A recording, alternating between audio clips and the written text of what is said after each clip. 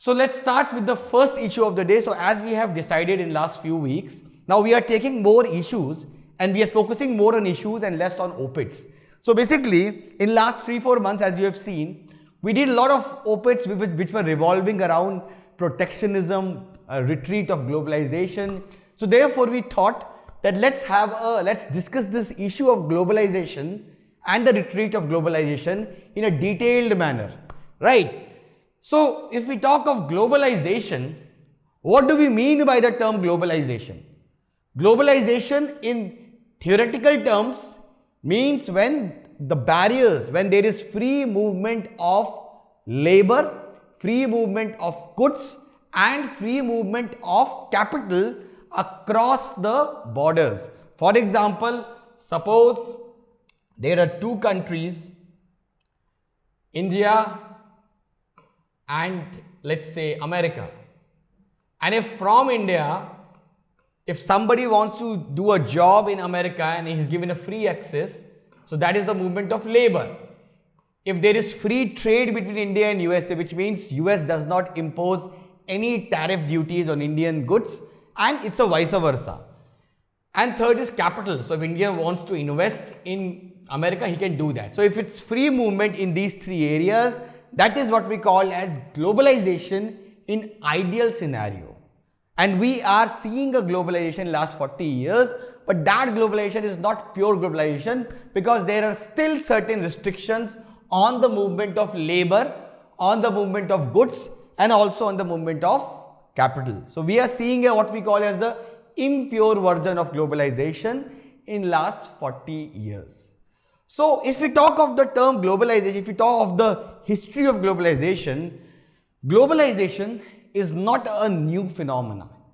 Globalization has always evolved itself. For example, we saw a kind of a primitive kind of globalization between the 15th and the 18th century when the countries started trading with each other. And during that time, it was Portugal, Spain, England and France who were the main people who were actually exporting goods between different countries. Later on, in the beginning of the 19th century, something very great happened in England, and that was Industrial Revolution. Industrial Revolution meant that now countries started producing in surplus, which means earlier countries were only producing for their market. But now countries started producing for the whole world, and therefore again trade and interaction started among different countries, and therefore we call this phase as globalization 1.0. And in this globalization 1.0, Britain was the main, or it was the key player. And if we talk of the export, so 14% export or export constituted 14% of the world GDP. Then we have globalization 2.0.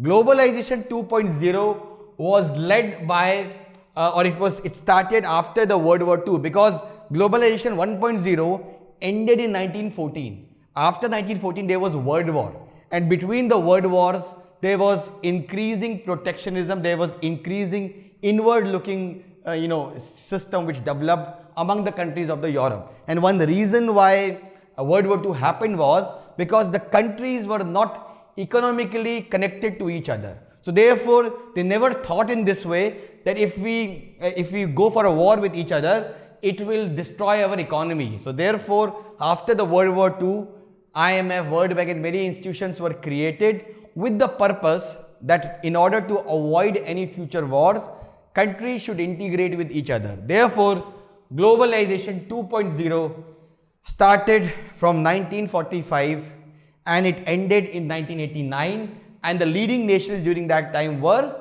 the Soviet blocs, which were the leaders of the communist system, and USA, which was the leader of the capitalist system. So during this time the leading export was factories.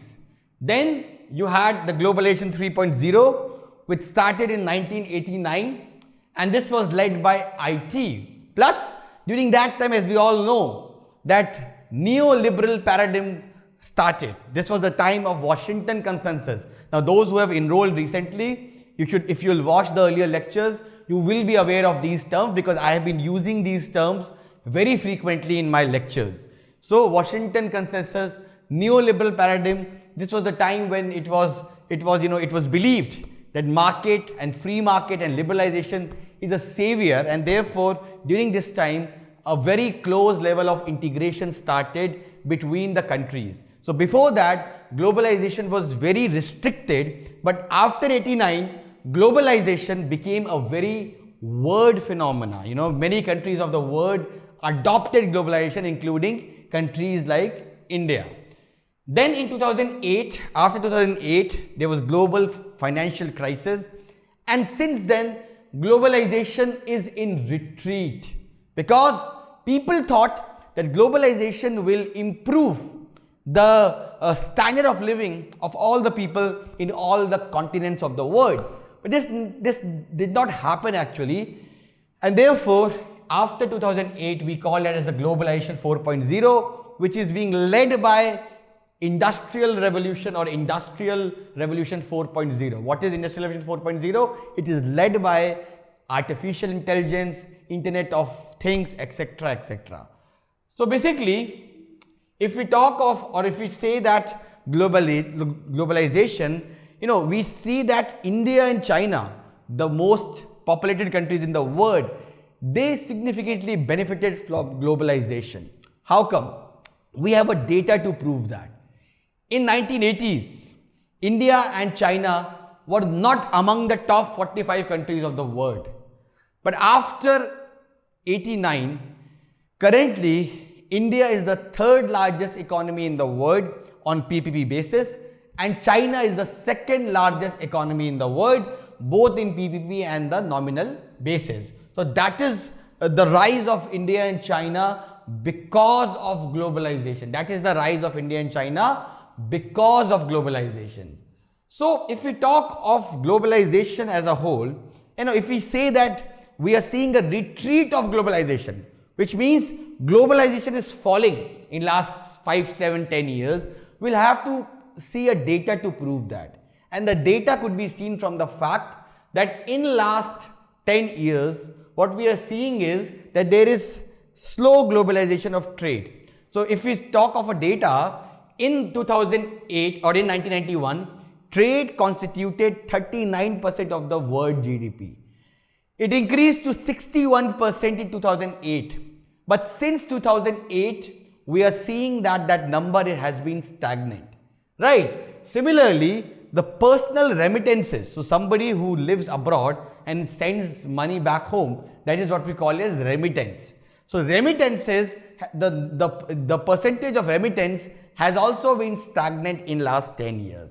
And the reason why we are seeing this slow globalization of trade is because of, if you see across the world, we are seeing in America, they are following America First policy, which means that they want to protect their own industries. Similarly, we are seeing Brexit in Britain. Similarly, we are seeing rise of populist leaders throughout the world who are adopting protectionism. Similarly, we are seeing that the World Trade Organization, that has also been, in doldrums. We are not seeing any important negotiations being done in WTO in last 10 years. So this clearly indicates that we are seeing or we are witnessing a retreat of globalization. Similarly, we are seeing a trade war happening between China and USA in last 3-4 years. Second is we are also seeing a slow globalization of information. So information is now accessible to everyone, but we are seeing more and more countries who are nationalizing information, which means they don't want information to move out from their country to any other country. Third manifestation of retreat of globalization is that there is slow globalization of people. So earlier, if you see in 2000s, you saw many people, many engineers, IITians, IIM people who used to go to USA for work, right? But if you see in last few years, that number has significantly decreased. Why? Because countries throughout the world are curbing visas. There was a time when people used to go, or people used to send their kids for doing their MBAs in Australia, in UK, with a belief that after they complete their degree, they'll start working there. But now this thing is becoming very rare. People who are doing their MBAs, I know at least 50 of them doing MBAs. After MBA, they search the job in UK, they don't get a job, and then they are finally sent back. And more countries don't want people to stay in their country after finishing their education. So therefore, all these reflect that globalization is in retreat.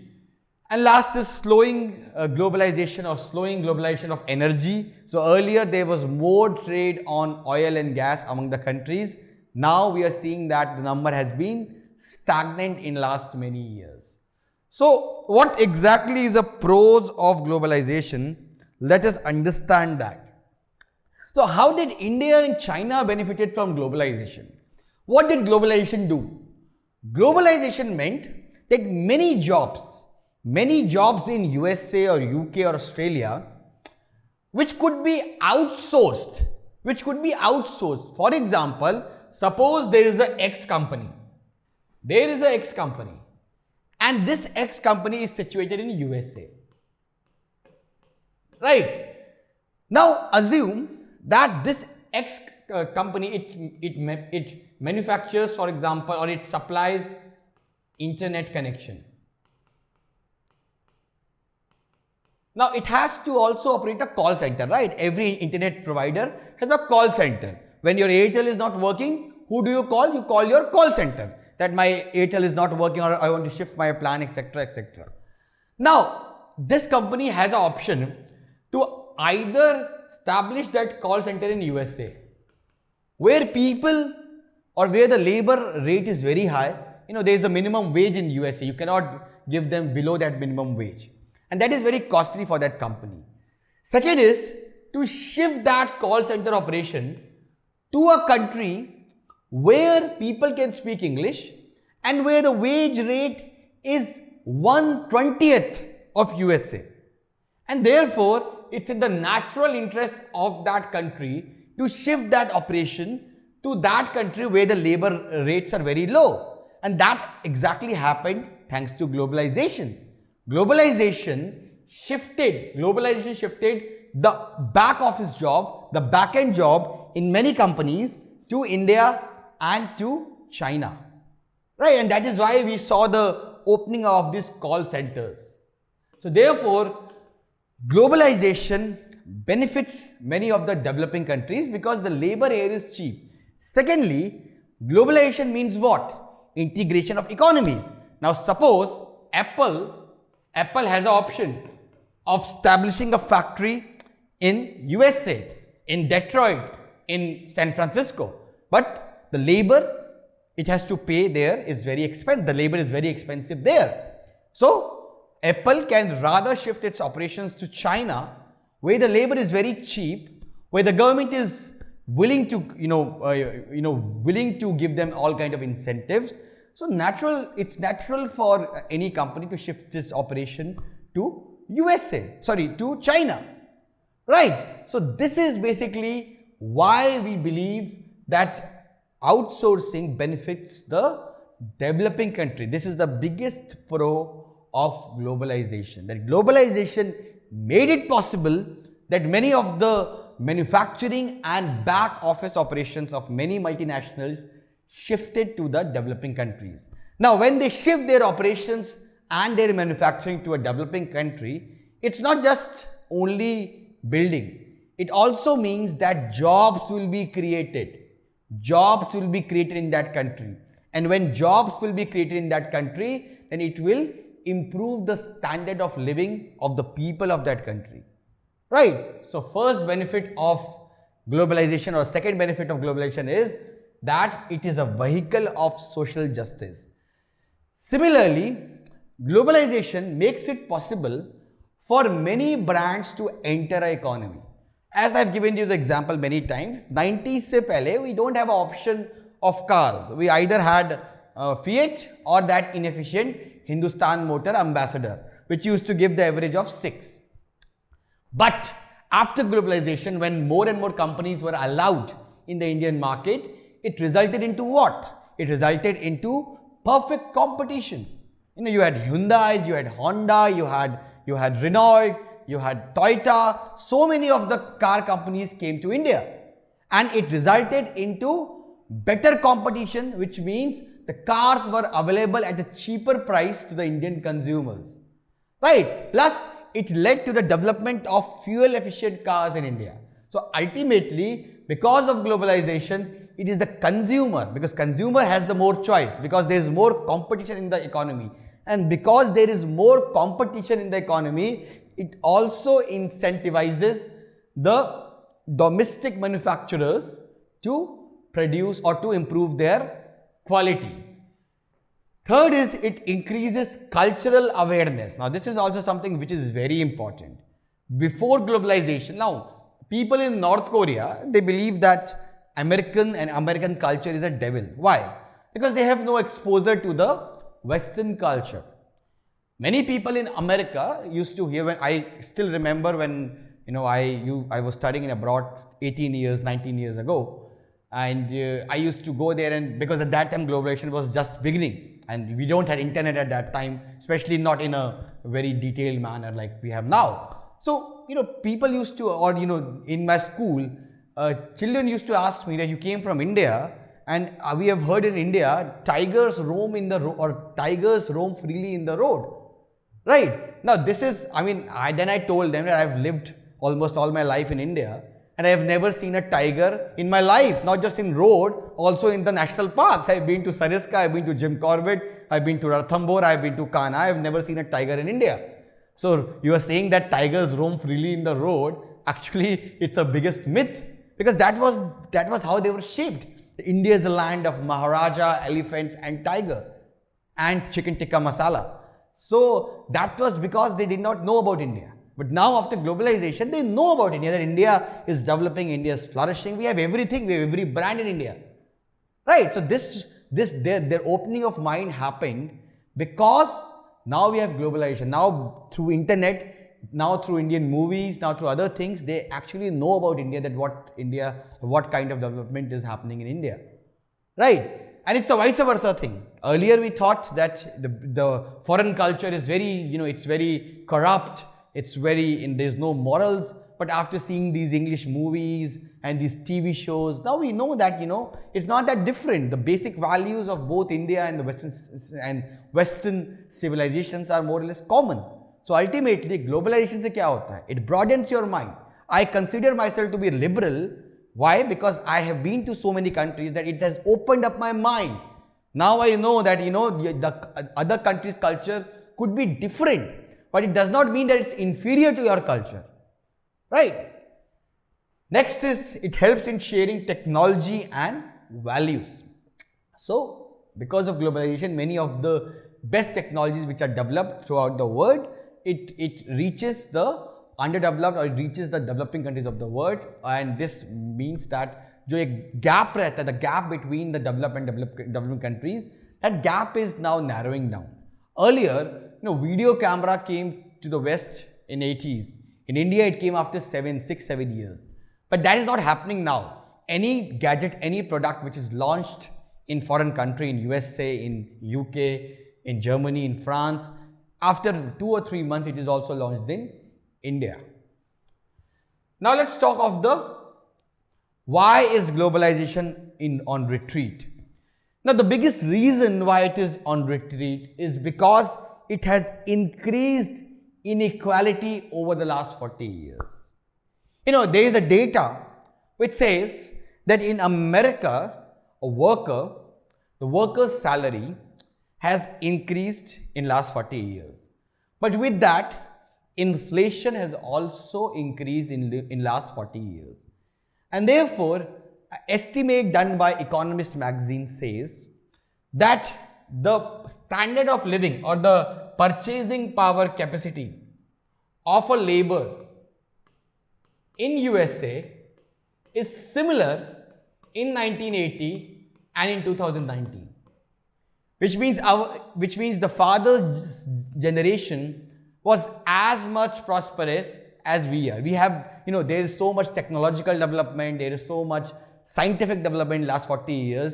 Even after that, we are unable to improve the purchasing power capacity of a working class in the most richest country of the world. This clearly identifies that globalization has led to increasing inequality. Why? Why we are saying like this?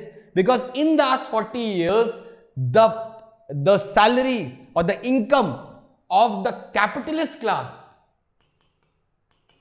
has improved by 100 times.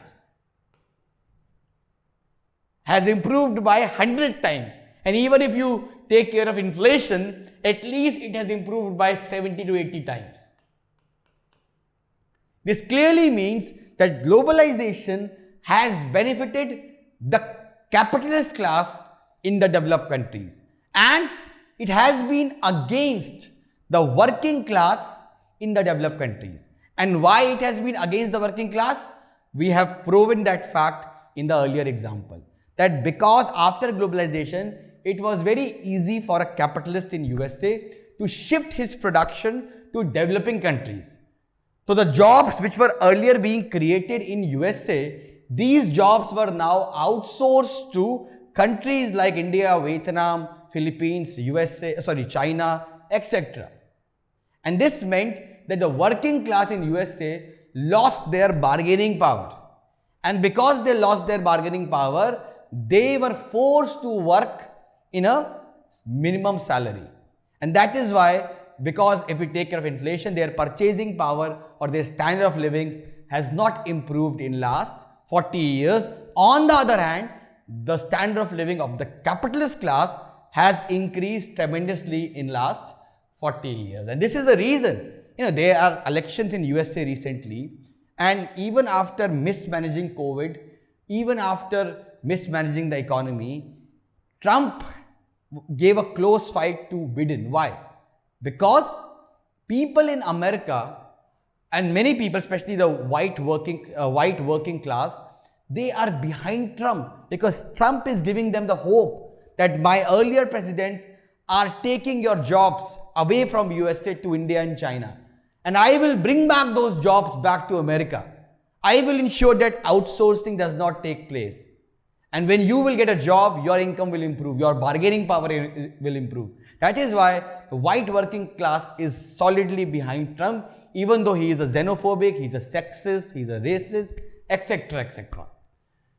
Secondly, there is also malpractices of the MNCs. So in many countries of the world, MNCs are not just MNCs, they are not just commercial players.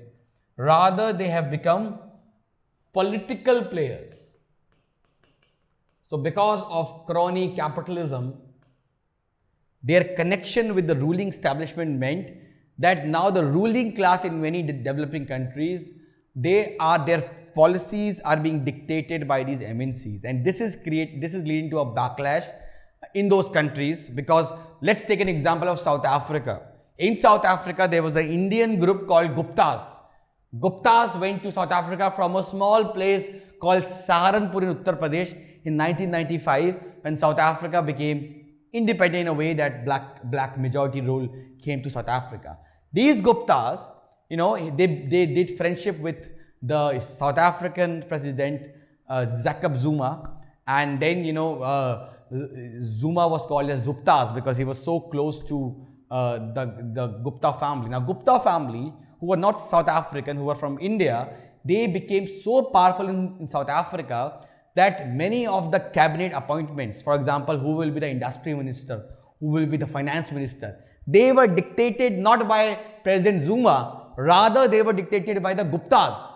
And therefore, it created a lot of backlash among the native population of South Africa, both white and black, and this led to a lot of controversy in South Africa, and ultimately Zuma had to resign and Guptas have to flee the country, right? So this is one example I am giving how MNCs are controlling not just economy but also the politics of that country, and that is creating a backlash in that country. Next is it contributes towards cultural homogeneity. So when we talk of cultural homogeneity, it means that there has been a lot of concerns raised that globalization is actually leading to Americanization, because it's not a vice versa thing. More and more cultures of America is being adopted by countries of Asia and Africa, and it's not the other way around. The Americans are not really adopting many of the practices of Asians and of Africans. It's a vice versa thing. Wherever we go, we see McDonald's, KFC, the fooding habits, the fooding habits, the entertainment habits, the movies, the restaurants, the hotels, everything is becoming similar throughout the world. So this is also creating some kind of backlash among what we call as the purist people. Then it also, one of the reason why globalization is retreat is rise of right-wing populist leaders throughout the world. So because of the economic crisis, what we are seeing is that the world is turning towards right. And these far right-wing leaders are winning with the promise that jo bhi globalization ki wajah se jobs were going from your country, we will bring back the job. And we will ensure that, a maximum focus would be given to the domestic industries. So therefore, you have Bolsonaro in Brazil, you had Trump in USA, you are seeing Boris Johnson in UK, and you are seeing many other right-wing leaders coming to power in countries of Europe. Then you have prone to extreme instability. So globalization is prone to extreme instability. And this was also proven by Jagdish Bhagwati, who was a big proponent of globalization earlier, because globalization does not just mean free flow of labor and free flow of goods. Globalization also means free flow of capital. And as we all know, कि capital, जो short term capital flow आता है किसी भी country में, when a short flow capital or when there is a short inflow of capital in any country, that is very vulnerable, because if there is any development which is negative regarding that country, that short term capital flow easily flows back to their native country, and this creates a lot of instability in that country. For example, suppose data of economic growth is there of India, and that is very negative. So overnight, many of the foreign institutional investment which comes to India, overnight it will flow back to their native countries, and this creates a lot of vulnerability in India's external sector, also in India's share market. So therefore, globalization, and especially the free flow of capital, leads to extreme instability, and it has created crisis. And one big example is East Asian crisis. Also, it hurts the labor in developed countries. We have seen that. And last is over immigration. Now, over immigration is also something which is many people or many native people in developed countries, they are very much apprehensive about. Why? Let's give you an example again. So I was in Canada, and one day I was feeling very craving, or I had a craving for having Indian food. So therefore, the nearest Indian restaurant near my house, I called that person, and a person, or a Sardarji picked up the phone, and he was speaking to me in a very, very bad English, I mean, yeah, sir, ha, sir, yeah, restaurant open, something like that. So when I went to that restaurant, and I met that Sardarji, and then we just chatted. So I asked him that, when did you came to Canada? He said 34 years back. So I said, 34 years? It's been 34 years you are in Canada, and you are still unable to learn English, which is the national language of Canada. Why? And then he said that, I've been living in a area or in a ghetto which is filled with Punjabis. So we speak Punjabi every day, and we hardly interact with the white people. So therefore, I'm not very comfortable in English. This is the problem. That you are living in a country for so many years, and you are unable to even learn their language. That is something which actually hurts the native people of this country, that our culture is under threat. These immigrants are coming, they are imposing their culture on us, and and our native culture, the Canadian culture is under threat, and it's being dominated by the culture of the immigrants. So that also creates a backlash among the native population, and this is also the reason because of which globalization is in retreat. Now let's discuss the effect of COVID on globalization. So because of COVID, many people expect that globalization, which was already retreating, it will finally meet its death nail. Why? Because because COVID has led to global economic crisis, and also many of the countries have realized that their over dependence on China for meeting their needs, that is something which they need to change now, because tomorrow if another virus comes, then again their economies will be hurt badly. So many countries throughout the world are looking inwards. They are going for import substitution. Import substitution means that you are replacing exports with domestic production. So many countries are moving towards import substitution, including India. India has launched its Atmanirbhar Abhiyan package, which is in line with the fact that we don't want to rely more on global markets now. We want to produce everything now. So global economic crisis is breaking up COVID is leading to global economic crisis, and COVID is also leading to breaking up of supply chains. What is a supply chain? Supply chain means that suppose Apple is being designed in USA, but its parts are being made in China, Vietnam, Singapore, and many other countries, and they are all linked together. So that is what we call as global supply chain. So before the COVID, maximum supply chain had a linkage with China, and with COVID and with restrictions on the movement of goods and people, it actually led to breaking up of lot of these supply chains, and which led to what? Which led to economic loss. Similarly, it will further halt the WTO talks. WTO is already in doldrums in last few years. Hardly anything substantial is happening in WTO, and this will further, because when there is economic crisis, countries don't want to sign FTAs with each other, right? So what will be the future of globalization? So if we talk of globalization, globalization will not completely be dead, but it will suddenly be, or it will definitely be in retreat. More and more countries will look for their inward sources, because they will feel कि भाई ठीक है, things will be little cheaper probably in Y country, but tomorrow if supply chains are broken, then we will be at loss, and therefore it's better to pay that extra 2 rupees to the domestic manufacturer. So more and more countries will shift their production lines in their own domestic country and they will not be dependent now on the foreign countries. So globalization will not end, but it will be pushed into greater retreat. So this ends our first issue, which is retreat of globalization. Subscribe to our YouTube channel and press the bell icon on the YouTube app and never miss another update from Civil's Daily.